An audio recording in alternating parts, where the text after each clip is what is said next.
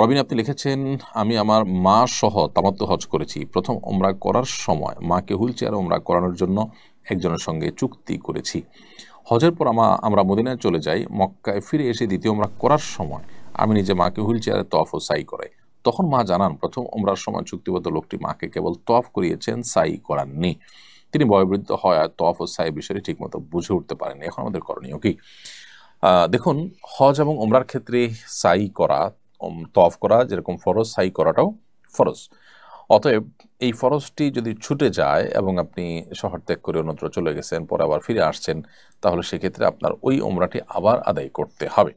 কারণ হলো আপনার ওমরা হয়নি।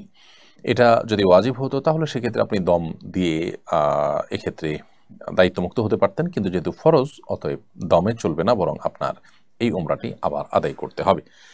সেলিম জামান আপনি লিখেছেন, অনাবৃষ্টির জন্য সারা দেশে দোয়া করা হয়েছে। দেশে অতিরিক্ত বৃষ্টি বা উজানে বৃষ্টি বন্ধ করার জন্য কোনো আমল আছে কিনা? অবশ্যই বৃষ্টি যদি অতিরিক্ত হয় এবং ক্ষতির কারণ হয়, নবী করিম সাল্লাল্লাহু আলাইহি ওয়াসাল্লামের সেখানে আমলও আছে। সে আমলটা হলো যে আমরা আল্লাহ তাআলার কাছে দোয়া করব বিশেষভাবে। সে দোয়াটা হলো আল্লাহুম্মা সাইয়্যিবান নাফিআ। আল্লাহ, আমরা আপনার কাছে উপকারী বৃষ্টি চাই। আল্লাহুম্মা হাওয়ালাইনা ওয়ালা আলাইনা। আল্লাহ, আমাদের যে ফসল, আমাদের যে ক্ষেত, আমাদের যে বাসাবাড়ি, আমাদের যে জনবসতি, সেগুলো যেন ক্ষতিগ্রস্ত না হয়।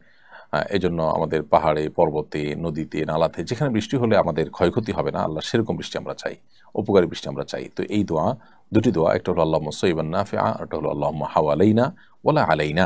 এই দোয়া নবী সাল্লাল্লাহু আলাইহি ওয়াসাল্লামের সুন্নাহ দ্বারা সাব্যস্ত। আমরা অতিরিক্ত বৃষ্টি থেকে আত্মরক্ষার জন্য আল্লাহ তাআলার কাছে এভাবে নিবেদন করব।